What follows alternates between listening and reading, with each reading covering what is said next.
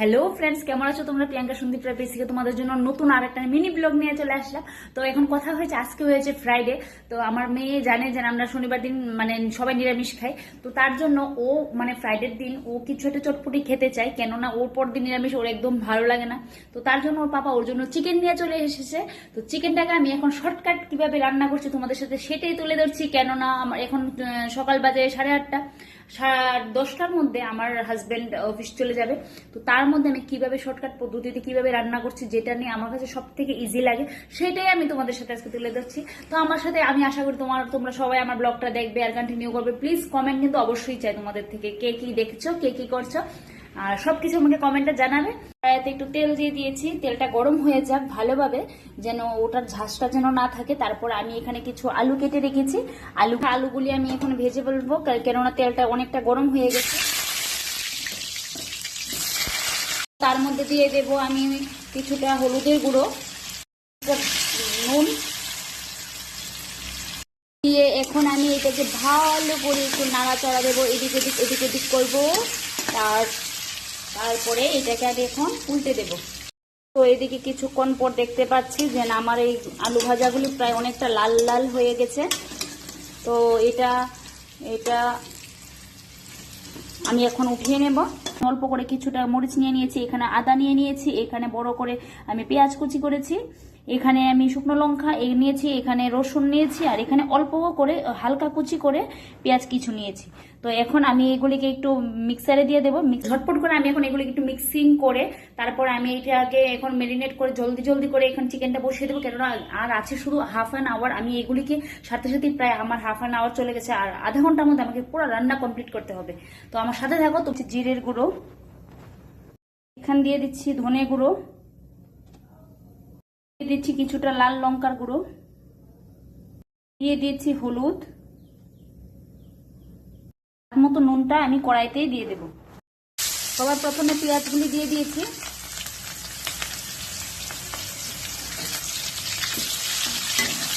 তেলটা অনেকটা গরম হয়ে গেছে। দুটো তেজপাতা করবো, তো বাটা মশলাটা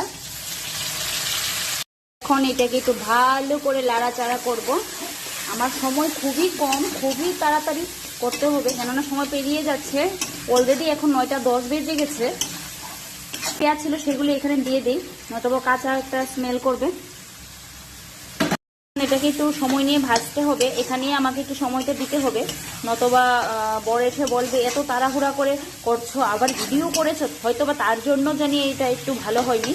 তো আমিও অবশ্যই এই কথাগুলি শুনতে চাই না, কেননা আমি মন থেকে করি, যাই করি, আর ওকে ভালোবেসে সব কিছু করি। তো ও ভালোবাসার পাত্র যদি কিছু বলে সেটাকে সহ্য করা যায়। তো আমি এটাকে একটু সময় নিয়ে বাঁচবো, দেখি এটার থেকে একটু তেলটা বেরিয়ে আসুক। ততক্ষণ আমি এগুলিকে একটু স্যালাড করে ফেলবো, কেননা স্যালাড ছাড়া আমার বর একদমই খেতে পছন্দ করে না। ধুয়ে আমি ভালো করে এখন এগুলিকে কেটে আমি একদম রেডি করে ফেলবো। দেখছি আবার অনেকটাই হয়ে গেছে আমার ভাজাটা, মশলা ভাজা অনেকটা হয়ে গেছে। দেখো এখন আমি আমার চিকেনগুলি এখানে ঢেলে দেবো, দিয়ে এটাকে এখন ভালো করে লাড়াচাড়া করবো। মতো নুনটা দিয়ে দেবো, কেননা আমি তখন তো দেইনি, নাড়াচাড়া করে ঢেকে দেবো 15 মিনিটের জন্য। পেরিয়ে গেল প্রায় 15 মিনিট। তো এসে দেখছি যে আমার মাংসটা অনেকটাই হয়ে গেছে। তো এটা হচ্ছে, তো আমার জন্য ভাবছি কিছু একটা করি। তো তার জন্য এখানে নিয়ে আসলাম কারকল, ঝিঙে, বেগুন, আলু, এগুলি দিয়ে আমি একটা শুটকি রান্না করব। শুটকিটা কে চিনো, এই শুটকিটা দিয়েই কিন্তু আমি আজকে আমার এই সবজিটা রান্না করব। সুন্দর করে ভাজা হয়ে গেছে। তো এর মধ্যে দিয়ে দিব আমি ফুটন্ত গরম জল।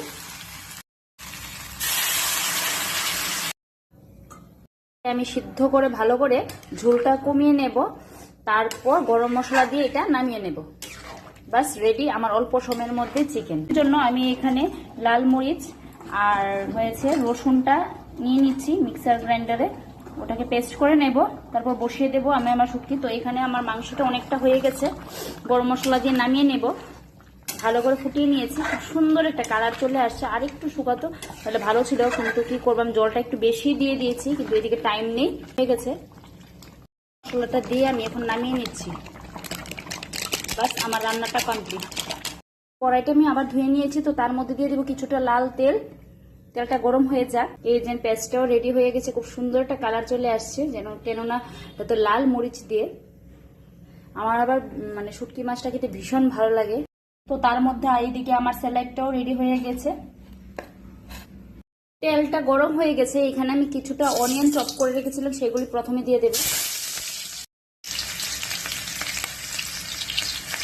তো এটার মধ্যে আমি সবজিগুলি দিয়ে দেবো।